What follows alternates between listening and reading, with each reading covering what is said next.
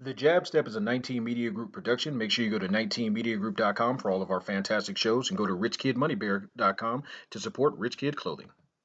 Pleased to be joined by the host of the Chasedown pod, which is a part of the Cavs media family, which is absolutely phenomenal. Justin Rowan, thanks so much for joining us today. Thank you so much for having me. I'm excited to be here. Absolutely. We are all excited to have you here.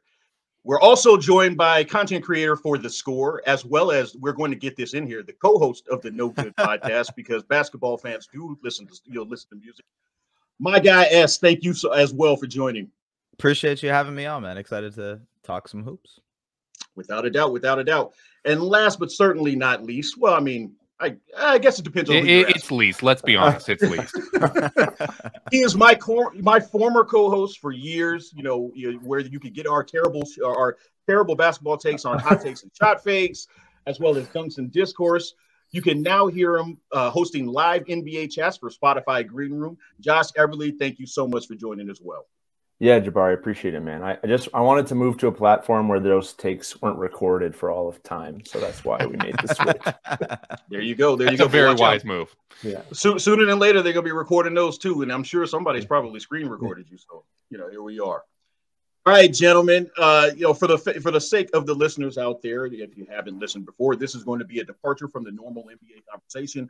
I'm just going to talk to fellow NBA fanatics about the games and players and the moments or the events that made us fall in love with them. So, without further ado, S, who are some of the players, teams, and eras that made you fall in love with the NBA? Oh man, thank you for giving me the question first. This is crazy. Okay. I mean, look, you guys are probably a little bit older, right, than me. So I kind of got into I'll do just a little bit, just a tad. But no, I got into it a little bit later than you guys. I think I was introduced around the same time LeBron got drafted. So, for me, like my first email was EB_LeBron23. Like that's how, addicted I was to kind of following his career. So it was a LeBron thing, man. Like that, he introduced me to the game of basketball, got me into it, and then, following along.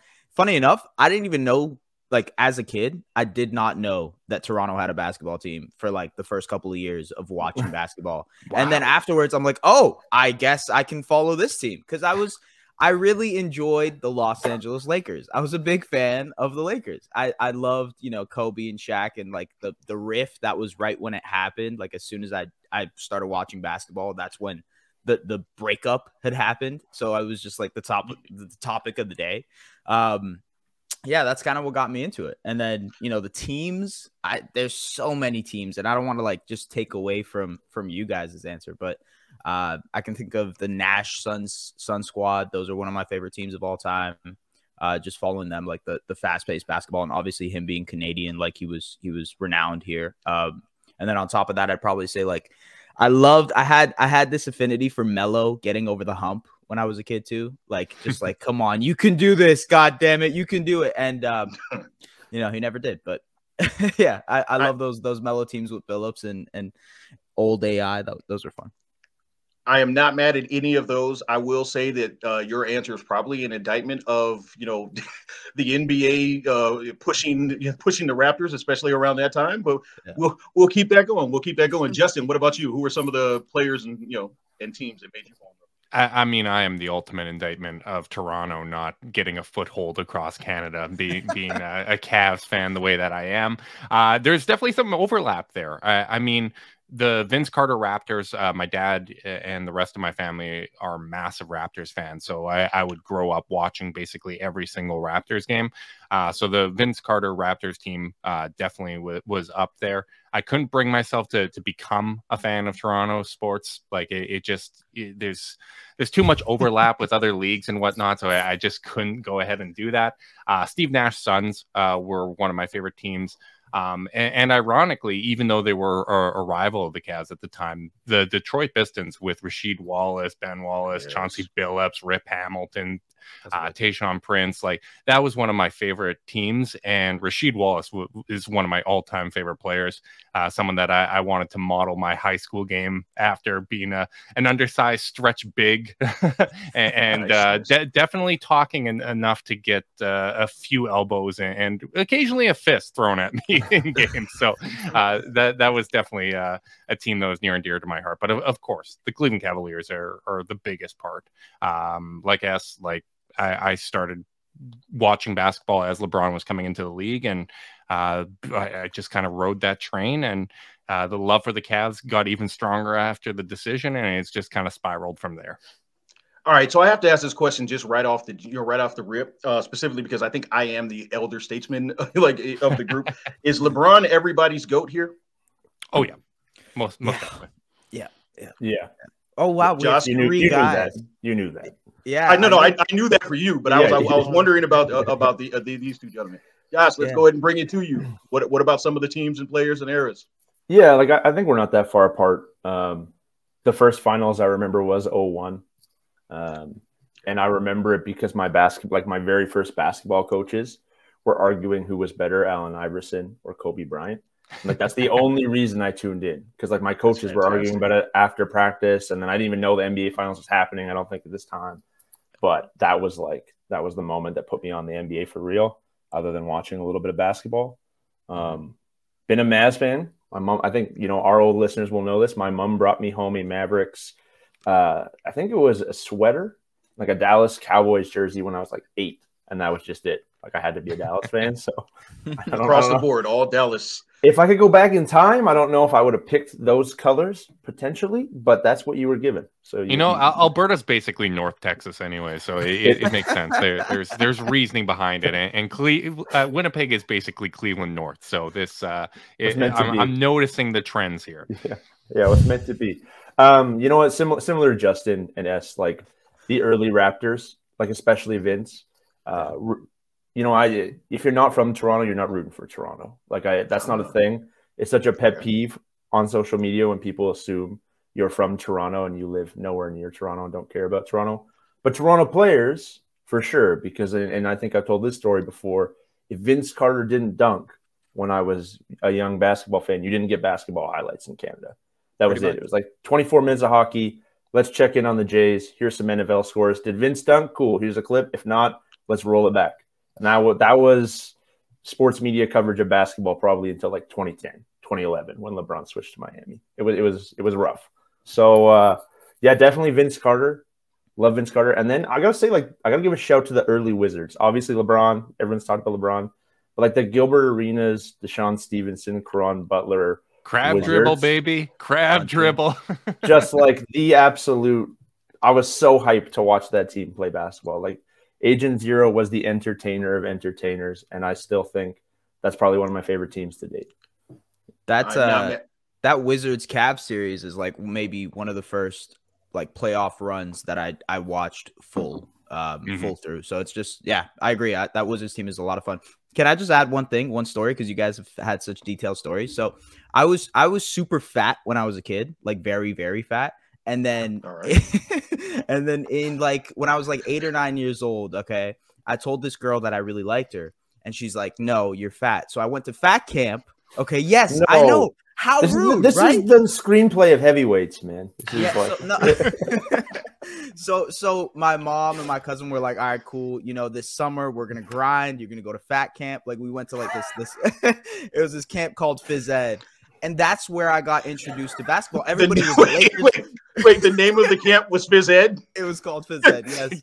Yes. You need more creativity here. I'm just being honest. This is what it was. That's how I got introduced, because everybody there was like a Lakers fan. Everybody was rocking the Kobe jerseys, all that, and that's how that happened. So Can I just does our mutual friend Dion know this story? No, he maybe, yeah. I think he's heard it once. Yeah. Okay. This is S's origin story. There we are. Exactly. Yeah. Josh, why don't we keep it with you? That's fantastic. Who are a few of the 90s players that you would love to see in today's NBA? A few of the 90s. They don't have to be fat, by the way. Is this a cop out? Like, is this a cop out? Because could I see like early, like Dirk was drafted in the 90s. Could I see prime Dirk today? I'll allow it. I'll allow it because I'd like to see it as well. Yeah. Here's the one rule. We're not gatekeeping on this show. Okay. We gatekeep everywhere else. We gatekeep everywhere else. If you want it, you change approve. Let's go. You should have told me this before we started this podcast. Otherwise, I gotta gatekeep. I gotta get my takes off. Nope. I gotta set the rules of engagement at all times because I'm a get the takes off, but no gatekeeping. Go for it, man. I just see the numbers that Cat puts up and the commentary on like the lack of engagement and effort a lot of nights. I see the numbers AD puts up without ever trying to grab an offensive rebound. And I think about how much Dirk spaced the floor and had to play center and didn't want to bang and get called soft. And I think like he would average 35 a game today. He would shoot 10 threes. We can talk about Jordan. We can talk about Peyton. We can talk about Tim Hardaway. We can talk about Penny, all these other guys in the 90s. But Dirk was the first guy that came to mind. And I know he was. He had to throw the AD shade. You had to. It's been too long. I even set you up to get your 2011 takeoff. The one that you got. I set you up perfectly for this. I got a room full of friends, and then you still had to. All right. I'm just gonna go ahead and take the high road here. The Vegas over/under for AD shade from me in this episode was at least 1.5. Like it was at least 1.5. This is true. This is true. Justin, outside of what Josh just said, who are some of the players that you would like to see? Well, I would say Kevin Garnett, but we're witnessing that right now with Evan Mobley. So, we're getting the taste that we missed there. I like it. A lot of the guys that I'd like to see from the 90s are some of like the explosive point guards that if I'm giving a shout out to a former Cavalier, Terrell Brandon is someone that jumps out to me that would really benefit from the spacing. Penny Hardaway is someone that I'd love to see. And basically any player that was ahead of the curve. Like Chris Webber stands out to me as somebody that would really, really benefit in today's game. The mobility he had, the passing vision, and all the stuff that he was doing before other people were doing it. I'd love to see someone like that in an NBA that knows what to do with that kind of skill set. Absolutely here for it, 100%. I've got some that I'm going to throw at you guys, here in a bit, but let's keep it going. But I will say, Josh knows this. Like Weber's always been my guy. I was always kind of taking up for him. I always, I'll be honest with you. It still hurts my feelings when people use the timeout joke. I see it on the time. And it's the funny thing. Most things don't really, bother me. Josh knows that the AD stuff does, and I acknowledge that. That is. How do you feel about Donahue? Oh God. Were you rooting for him when Daddy Stern made the call, or? Listen, I feel good about it because it also took care of me on the back end. But yeah, that's a rough one. Yes. Who are some of the guys for you? Wow. Look, one guy, and I can't believe Justin didn't bring this up. Mark Price is like a guy that I think would have been awesome in this decade. Or just this generation, just because like the spacing and the floor, like the playmaking that he has as like a little guard, I think it would have worked. I think it would have worked really well. A guy that comes to mind as soon as you hear of like a Mark Price type is like Fred VanVleet with what he's doing now, which is kind of a similar comp, not to the same degree, but yeah, like that. Josh is like, But I'm just wondering how many of us getting paid by the Cavs here today. That's all I'm wondering. And then another guy that I think of, and this is more just selfishly, I want to see it as like an experiment. Like I just want to see how his game would translate. Is Shaq. Like realistically, give me that. Like give me like Orlando Shaq, and let me see how that looks in today's game. My God, like I just need to see it. That leads me exactly to where I was going to go with you guys. I've asked this question on several episodes. I want to get it from your perspective. Stick with US and then just circle around. Shaq now or Giannis in the 90s? Which would be more fun? Oh, that's tough. I mean, there's no wrong answer. Yeah, there's no wrong answer here. But I think the question would, I think Giannis would be more entertaining in the 90s. I think so. And okay, so the reason I say that is just because the mobility that he has would be different than what we've seen in the 90s, right? For a big like that, just like it'd kind of be like Kevin Garnett in a sense, where he's breaking the conventions of the position, right? Could you imagine Giannis with illegal defense rules where you're not allowed to zone, you're not allowed to pack the paint in the same way, and he just has to beat his one man, and if a help defender comes, that's an easy dump off pass. Like that's illegal defense rules with some of the like physical specimens we have in today's game would just not work. Like I think people, I think someone like Giannis would take hand checking being allowed if it meant that illegal defense was there, because sure, put your wrist out there, it's going to break and he's going to get by you and he's going to be dunking or making the easy drop off pass. The only let me, before you answer, Josh, the only thing I'll say is this: it would have to be the right situation, because we have to keep in mind that we were still, living as cavemen in the 90s, and people would have, might have looked at Giannis and said, "No, just put your back to the basket." I worry about that, but in a perfect scenario where he'd need a lunatic like Don Nelson or something like that, like someone 100%. Someone that was a little ahead of the curve with where the game was going. I think that's a really smart point to bring up. The commentary would be wild. Like Giannis would have like 40 and 19 and pull up for a 19-foot jumper because he was open, and people would freak out. They would be so upset by that. They're like, does this guy know how to play basketball? Drop step in the post. Drop step in the post. It. Come on, man. Power drop step over your right shoulder. That's all we want to see. I will say, like, is it Lakers Shaq or Magic Shaq that we're getting today? Because like if Lakers Shaq is at that size, like the pacing might be an issue, but you think about Embiid potentially winning MVP and how effective he is in the post today, and then you think about prime Shaq, whose drop step was essentially virtually unguardable with people on his back. I don't know. Like, it would just be an instant bucket. Like Shaq, like 2000 Shaq is still the best individual season in the history of basketball, in my opinion. Like that is like the most dominant any player has ever been. And he was an athletic freak at that point. And like at the end of the day, sometimes it feels like people get on Shaq for having a work-life balance, where it's like, you know what, you enjoyed it a little too much. You could have won more championships than you did and whatnot. But at the end of the day, like, he put up the most dominant season ever. He's got the 4 championships. Like he's happy. He's happy, unlike some of these other guys at the top of all-time lists. To add on to that too, though, like and we all just said we have LeBron that high. Like, he's still the best finals performer I've ever seen. Like, he just 38, 39, 40 points a game in the finals. Yeah.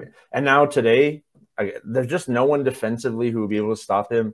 They would walk the ball down the court. He would stand on the block. It would be one dribble, and it would be points every time. Yeah. I wonder if just one thing on Shaq. I wonder if with Shaq and like the difference between Orlando Shaq and LA Shaq would be like Draymond would no way possible. Like, the whole Draymond conversation of him guarding Shaq is nonsensical. Like, we got to reiterate that 100 times, that it's not going to happen. He would get eaten alive. Draymond would definitely help if you had a real center there that can body up Shaq. Like, sure. I could see Draymond doubling and disrupting as a weak side guy, and that sort of stuff. Yeah, but one-on-one, no, I'm sorry. Like, I love Draymond. I think he's best defensive player of this generation, but my God, no.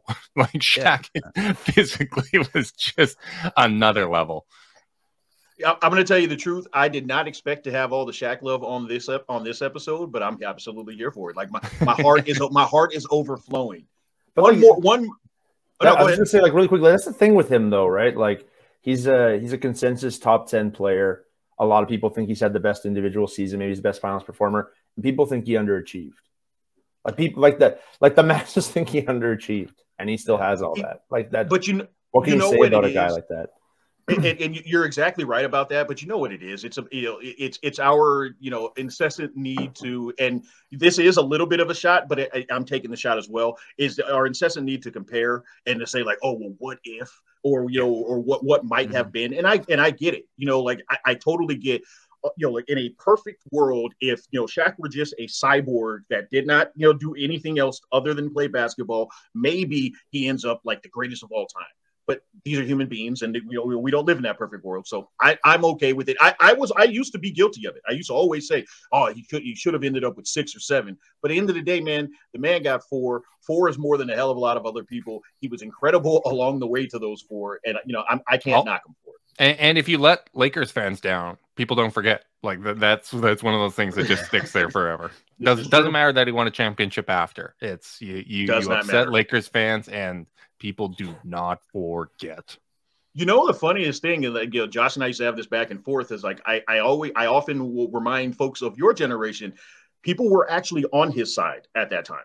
People were 100% Shaq fans. Like people in LA were mad at Kobe for him leaving, specifically saying like, young boy ran him out of town. It wasn't until Kobe won those additional rings that the tide changed and everybody basically accepted that, oh, okay, fine, he's our guy now. But for the longest time, and I can tell you, as one of those individuals, I was mad as hell, and I was salty and bitter as all hell when he went down there and won. Like, just bitter as all.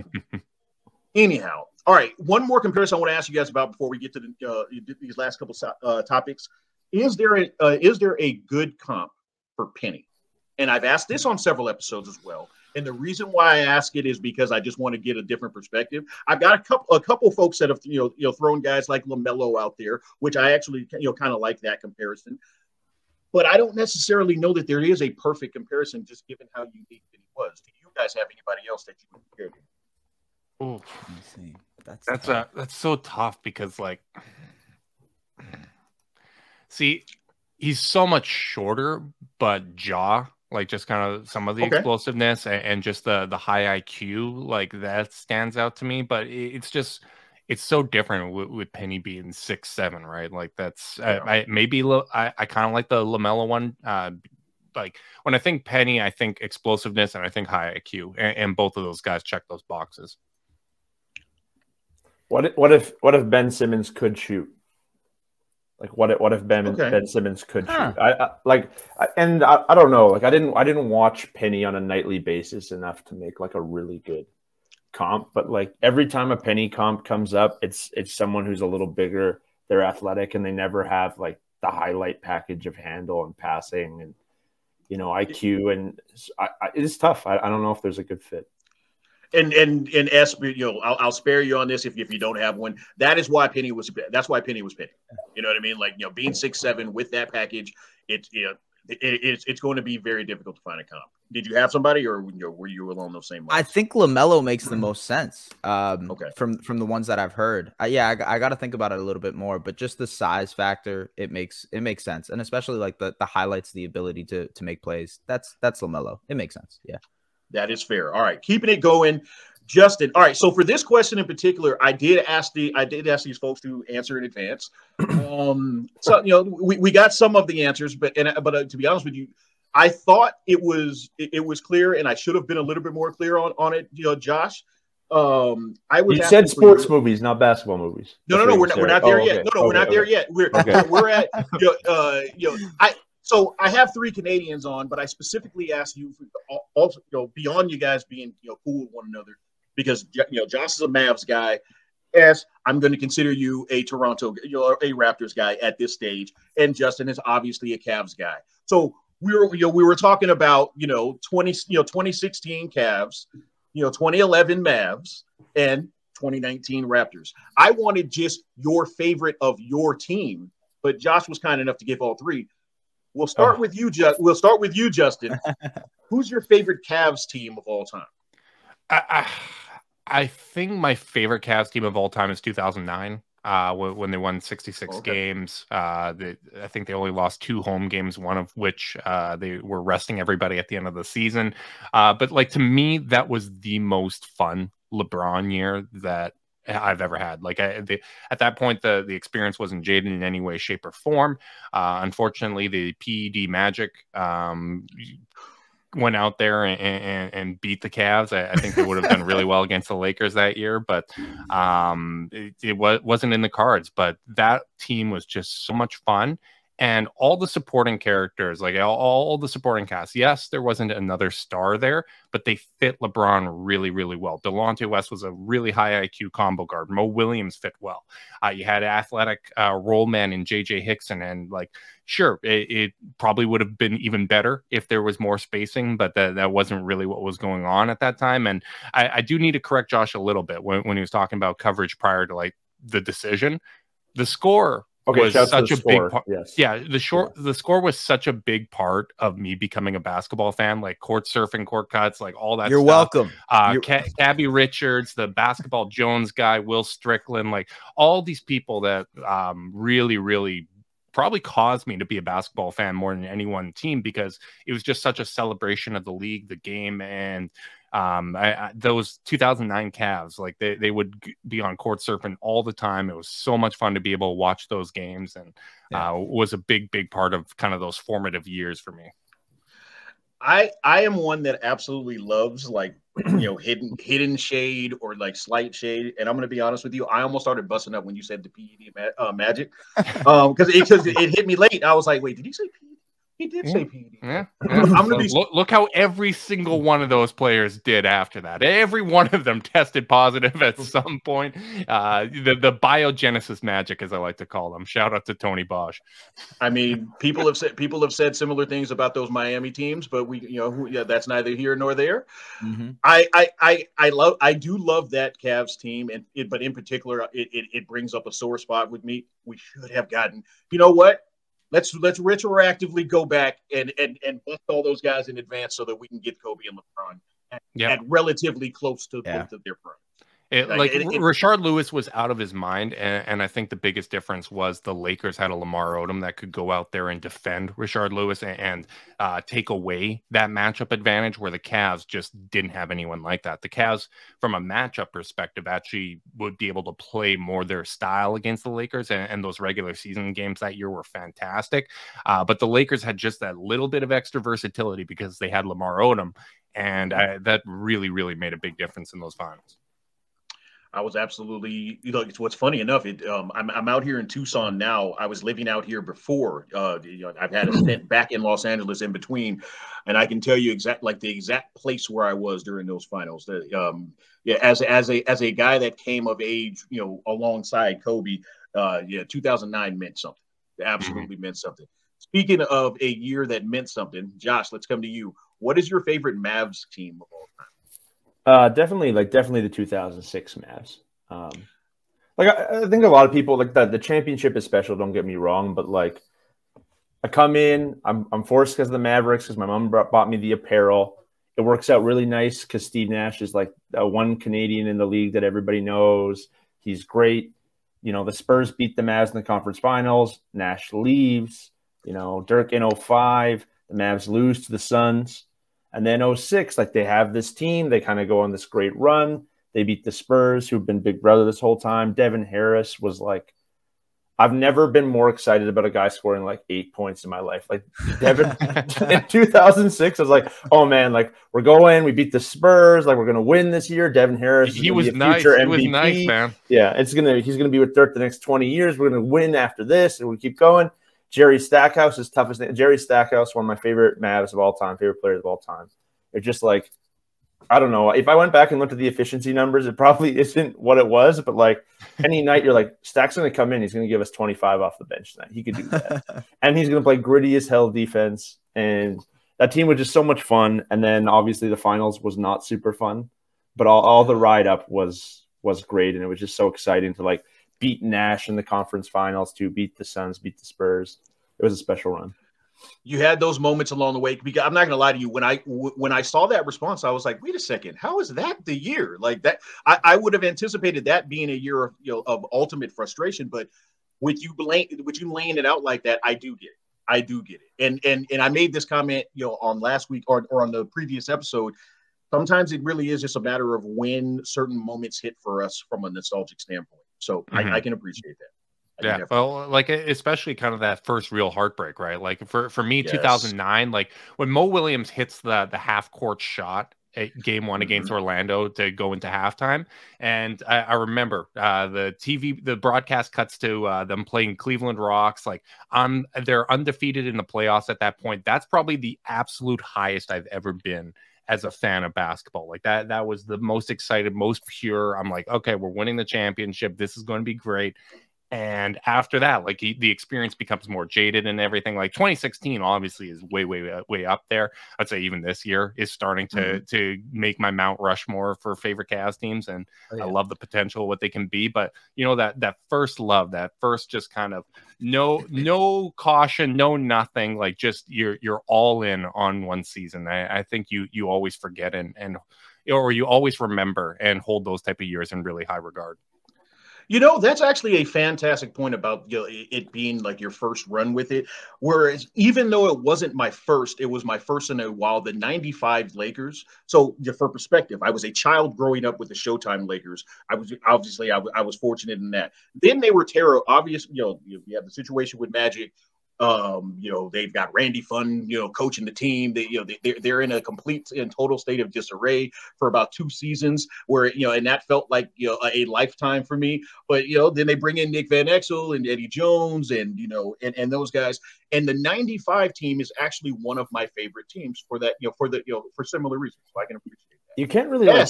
No, go ahead. I don't want to cut you. I was going to say, like, you can't really help those moments too. Like, my favorite moment of basketball ever is a first-round game winner from Vince Carter. Like the 24 winner that he hit in Dallas on the corner, and just felt like this huge reversal of fate from the miss in Toronto, and like Dallas getting to go up in that series against the Spurs, and the Spurs ended up winning the title year. But they didn't win that series. It wasn't the best year for the Mavericks, but like that shot felt moment. Yeah, it just felt so like cosmically important. I don't even know. Like the edits of the side by side of and the Philadelphia shot, like those were so cool. And I was just like, late career Vince kind of, you know, redefining the way that people looked at him was just such a cool experience, and that moment kind of captured it. You know what's funny is the funniest thing about late career events. You're exactly right. It redefined, because were you guys were old enough to see when people kind of hated him, right? Oh yeah. Okay, because I wondered that. I wondered that from Canadian standpoint, how was that period and what was that transition like? My first ever Raptors game was the game that Vince came back with baby. Yeah, with the baby bibs and like everything like that. So just being in that crowd and like all the random swear words, you know, you hear the name calling, baby, you know, they're just chanting. It's so like seeing that firsthand, you could tell there was a real hate there, like a genuine hate for the guy. And you guys are totally right. 2009, 2010 onwards, he completely changed the narrative of his career. It was incredible to see. He became like this veteran locker room type guy. And man, like those are the cool types of stories in the league. It's like a guy goes from being absolutely hated, being called a quitter, right? To a point where like, okay, this is a guy who's, you know, locker room. And like the quitter stuff is to be debated for another day. But you know what I mean? We could go long on that topic. Yeah. Absolutely. It's revealed to me that I've got hater in me because, like, as I said, my dad, my brother, big Raptors fans, would watch all those games, and I'd root for Toronto. Like, I wasn't a fan of Toronto, but, you know, it's like a second team kind of thing. But when Vince would come back and get those game winners against Toronto, like the alley-oop, the shot he hit in his first game back and whatnot, and, like, his reactions after those moments, like, to me, I became like a bigger Vince fan in those moments, as like my dad and brother are all upset. I'm just like smiling and like feeling like warmth inside me. And I think that's where my inner hater started to really blossom. And my love for Toronto pain started to come up. As much as I love Toronto and I like their players and whatnot. As Cleveland, you must be very used to that. So there's no problem. There were other rounds of that. Oh, Kyrie's game winner on Calderon. Like there's just so many good ones. Oh my God. Yeah. Just a natural born hater. I absolutely love it. S. Let's get your favorite Toronto Raptors team, because you had a similar situation. Yeah, I was about to say it's pretty similar to what you guys say. Mine is not going to be the championship team. To me, the 2019 was sort of a blur. You know, you kind of just go through the motions. You're kind of pent up with all this energy. The year after 2019, 2020 is probably my favorite iteration. Not only because like that's the first year I started covering basketball a little bit more seriously and going full time on it, but at the same time, that team, when Kawhi left, was said, all right, cool, they're done. They're not doing anything. This is over with. And then they end up actually having a better record than they finished with in their championship year. Kyle goes off. He has this, all-star type season. Pascal ends up being a all-star starter. That team was just really, really entertaining, and they knew how to win. Like every game you watched, it was clear that they had this synergy, especially defensively. Like, I think that is genuinely one of my favorite defensive teams to watch ever. So yeah, that's why. It's just they were a good defensive team. Josh, what do you want me to do? No, I'm just laughing because like Sam and Andy are gonna watch this show and hit us with like the hipster flannel meme. Oh, 100%. None of us picked the championship team. I love that we all picked that. 100. Yeah, It'll be deserved. If Sam and Andy are being honest, they know better than anybody how championships aren't always rewarding. Like they probably know, like you steal one in 2015 and then KD comes in, just kind of gift wraps you a couple other ones. And I mean, here's KD once again accepting the fact that he can't win without Curry, so making a deadline move. We're getting pretty close to like the built not bought momentum of the year. Yeah. On that note, That's a preemptive strike because Josh is absolutely right that we will get roasted for this. So I had to cover their throats first because I'm a scrapper. I'm gonna throw the first punch. Yeah. I mean, I'm like you. I'm the first punch guy. I don't want to react. It's like no, okay. Well, even in the event that it may have been a misunderstanding, let's go ahead and just get this up here. On that note, let me get you guys out of here on this last question. Josh, let me start with you. It's a Hollywood and Hoops podcast, similar to essentially Dunks and Discord. What are your 3 favorite sports movies? Not just basketball, but sports. Yeah, so I had The Replacements at 3. I had Remember the Titans at 2. And what did I have at 1 again? What did I have at 1 a minute ago? Let me pull my email. Yeah, it's a movie that's really landed. It's made a big impression on you. Clearly, it's my favorite sports movie of all time. Clearly, Jerry Maguire. Oh, because I was remember feeling like he's gonna give me shit for this being a sports movie, but I threw it in because it's my favorite movie. That counts. Does it count? Okay, that's why though. I was like, he's gonna be mad I threw this in there. No, remember, no gatekeeping. If you had said Finding Forrester, I would have said okay. I like the movie. The movie. I was going to say Coach Carter. I was going to say Coach Carter and just wanted you so you could clip that and send it to Maples. That was what I wanted to do. but no, honestly, I love Jerry Maguire. And we've talked about this many times. I fought when I got my dog last summer. I fought to name my dog Falco after Keanu Reeves' character. And my fiance was not having it. I love The Replacements, man. I tried everything. I was like, I'll do the dishes for 3 weeks. You can name the next 5 animals we have in our lives together. You can name our child. Can the dog be named Falco? She just didn't like it. I don't know why she doesn't like it. I don't know why she hates Shane Falco so much. Not enough heart. I don't know what the problem is. But, yeah. It just means you're going to have to get a second dog because a second dog you have 100%. You have to get naming rights on that one. Got to. Let's keep it going. Justin, what about yours?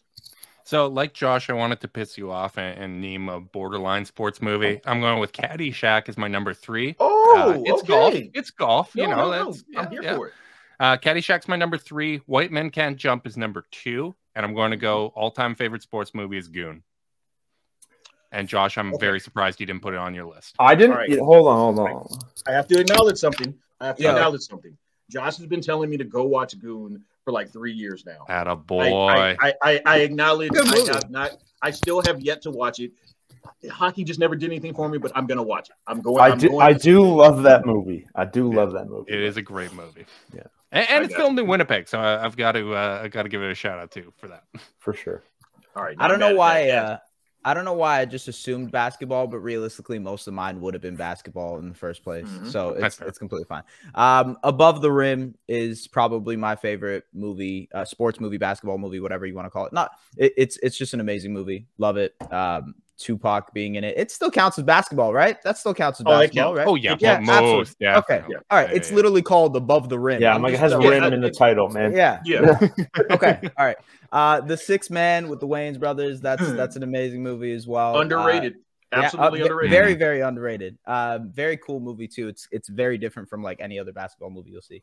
And then Like Mike, Mike is like the clear cut. You know, we're playing basketball, ladies and gentlemen. What do you want to do? Like, yeah, I'm really glad I watched Like Mike when I was young and like just purely enjoyed it. I've never gone back and rewatched it. I have no idea how it holds up, but it hit at just the right time. I do love that all the players' cameos are all equally cringe. Like every player moment in that whole movie, it's just awful.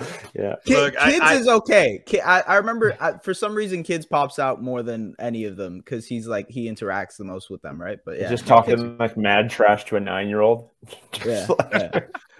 I'm going to be honest with you. I always upset people because it's a matter of when art comes out or when you're introduced to art. I didn't like Space Jam because I was like 19 when it came out, and it just didn't do anything for me.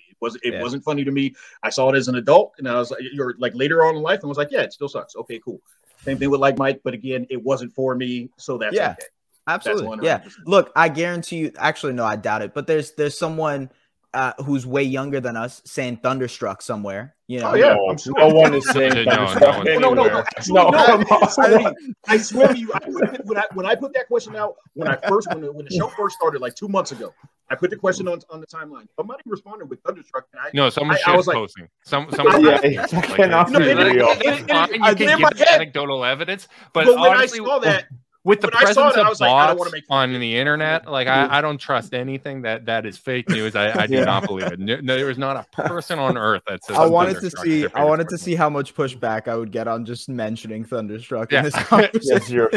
and you're very happy with what happened. To Jabari's point, though, he's 100% because like my students saw the new Space Jam and they all loved it, and like being on Team Braun propaganda. I wanted to be like, this is better, like everything Braun does, but goddamn, that movie sucks so bad. Yeah. What's the age for cannabis purchases in Alberta? My God. I was gonna say, like, but the kids all loved it, right? Like, I think this generation should be more aware of like corny stuff, though. I'm surprised they liked it. Like, I'm genuinely surprised Space Jam 2 was something they're like, yeah, that was a cool movie. You know, that the corniness factor on that was just, you know. Sometimes when you just look up to it, when you look up to a figure, you know, you can look past a lot of things. You can absolutely look past a lot of things. Hey, look, as a teenager, I looked past that Kobe rap, and I was lying to people saying like, oh, it's not that bad. So on that note, thank you guys once again for joining. Josh, can you let the folks know where to follow you, where they can find all of your stuff, and where they can find what days they can find you? Man, if they're listening to your pod, they already know where they can find me, or they're Lakers fans and they've already blocked me. But like, you know, for the the four new fans at Josh Eberley, I'm on Spotify. Come talk to me. Come tell me I'm an idiot anytime you want. Good stuff. And Lakers fans, make sure you do that because he will continue to throw shade. So shit all over him. Let the folks know. You can Score YouTube channel. You can search it up, The Score. And like Josh, I'm on Spotify if you want to come talk music or culture or anything like that as well. So, yep. Very nice. And Justin, close us out. You can find the Chasedown podcast wherever the hell you listen to this one. You don't even have to listen to it, really. Just subscribe, give a 5-star review, set auto download, and then just completely ignore them. I don't blame you for not wanting to listen to me, but you know what? Help me eat. Come on. And you can also find me on Twitter at CavsCanada. Just slap Cavs in Canada and you'll find me, and I apologize for everything you see after that.